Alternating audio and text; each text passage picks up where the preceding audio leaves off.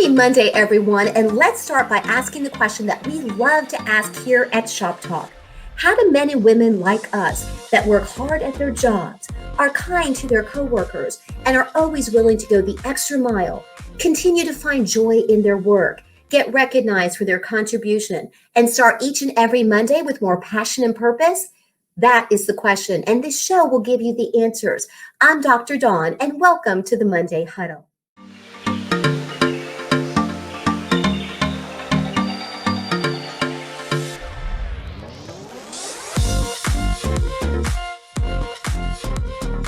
If you're a first-time viewer, I'm the CEO and founder of Dr. Dawn Shop Talk. And as we like to say here at Shop Talk, let's talk shop, shall we? In other words, let's talk about all those issues that we know can affect our success. And as a productivity coach, I am so excited that I've created a powerful 4-step process that can help you increase your productivity, your possibility, and potential. So be sure to check out our Taking Charge series on our website and book your free consultation today. That way you and I can get started right away in making sure that you're truly taking charge of your life at work and at home. All right, you guys, let's get to it. Today's episode is a continuation of our theme that we started last month, which is all about spring cleaning. In other words, to start cleaning up those messes that might be going on in our professional lives and our personal lives. Well, last month we got a really good start. We focused on time management because time management is definitely an area in our lives, right, that can get very messy. And it can definitely affect lots of other areas of our lives. Well, this month, we're going to be focusing on healthy boundaries because creating those healthy boundaries for yourself is so important. And like time management, it can be very elusive. It can be very vague and kind of difficult to try to tackle. So in today's episode, I did have a little fun with the title. We're calling it How to Create basically those healthy boundaries for yourself so you don't strangle your loved ones, right? It's all about staying out of jail by creating those healthy boundaries for yourself. Now, I might be kind of having a little fun with that concept, right? I really don't think most people are on the verge of snapping at any moment. But, crimes of passion really are a thing. So if you are starting to feel like those resentments are building up because you don't have many healthy boundaries in your life and you are this close to ending up in jail, people, well, this is the episode for you. Okay, I don't want you to get to the point where you really do think that the crime might actually be worth the time. We don't want you to get to that point. So let's get to it with today's episode on how to create those healthy boundaries and why it should really start with us. By the way, if you didn't catch that, notice I was saying homicidal and not suicidal. That's right, people. When it comes to me, don't worry about me. Worry about the other person, okay? Because I am definitely homicidal and not suicidal. Now, because I know that about myself, I'm going to share with you some strategies I actually use so I can keep myself out of jail and continue to have the wonderful life I'm enjoying, okay? So that's what we're going to talk about today. Now, one of the reasons we're not focusing on anybody else in your life, whether people in your work life are driving you nuts or people at home are driving you crazy, we're not focusing on any of that because we really can't control what they do, but we definitely can control what we do. Now, they're not off the hook. We'll be talking about them in the next episode of the Monday Huddle, okay? But today we're really going to focus on some important things you can do to make sure that you're carrying yourself with the kind of compassion and respect and strength that you know that you have so that those healthy boundaries can really increase your sense of fulfillment, your inner joy, all those things that may be lacking if healthy boundaries kind of go by the wayside. Okay, so let's start with that. All right, so again, in looking within, you have to start by asking yourself this very important question. And here it is. Do you believe that self-care is selfish? Okay, let me repeat that. Do you believe self-care is selfish? And the reason this is such an important question is because even if it's at the subconscious level, if at your core you really believe that self-care is a selfish pursuit, then no matter what strategy I teach you, no matter what new system you put into place, no matter how motivated you are to change, you'll find yourself dismantling all of these wonderful things that you've put in your life to create those healthy boundaries. So you got to start by looking within and make sure that you get rid of that unhealthy belief. Self-care is not selfish. It really is not.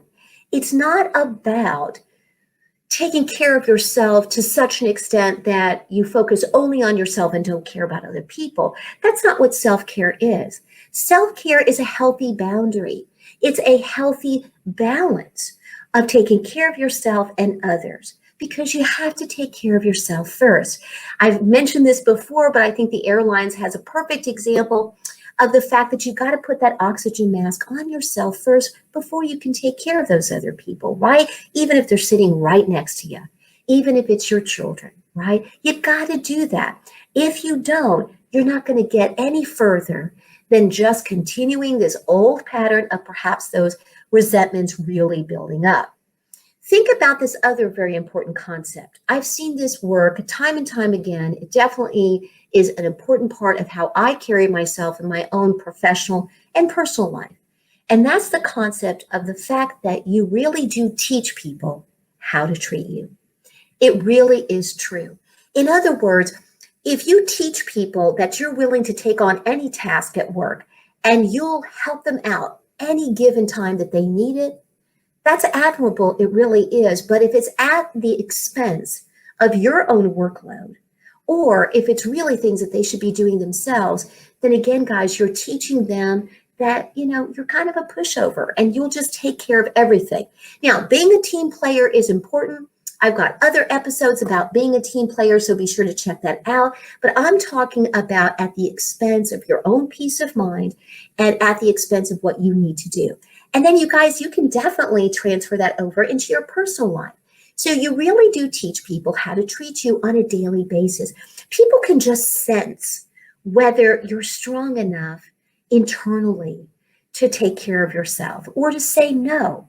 Remember, no is a complete sentence. You don't really have to go any further than that. Now, you can do it again with kindness.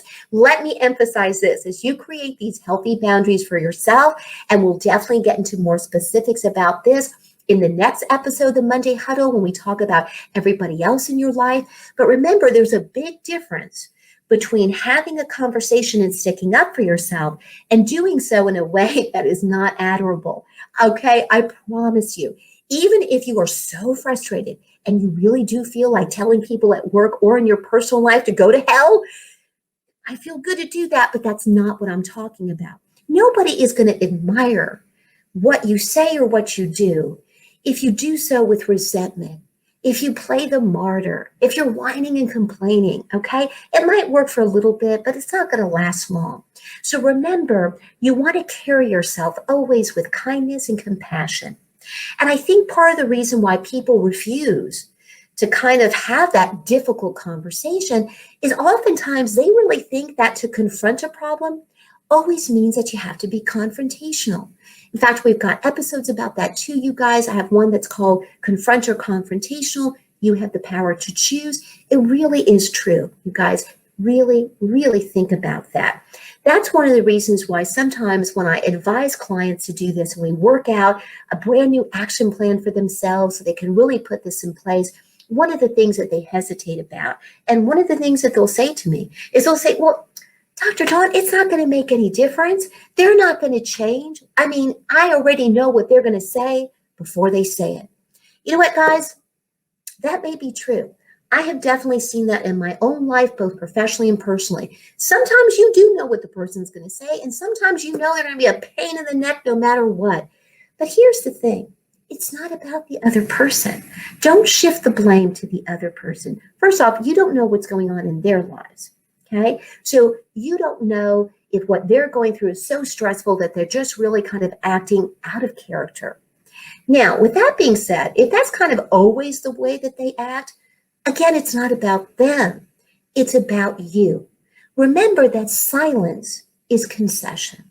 If you say nothing, then yeah, okay, the person's going to go on and continue to probably have these unhealthy habits. But you will feel so much better because you'll know that you did everything on your side of the street to take care of the situation and to try to make it better. So don't worry about that other person. And again, we'll get into more specifics later about that. But just remember your peace of mind, your serenity is very important. In fact, that needs to be more important than whether or not it's going to make that other person uncomfortable. You have to follow your beliefs. You have to stand up for what is right.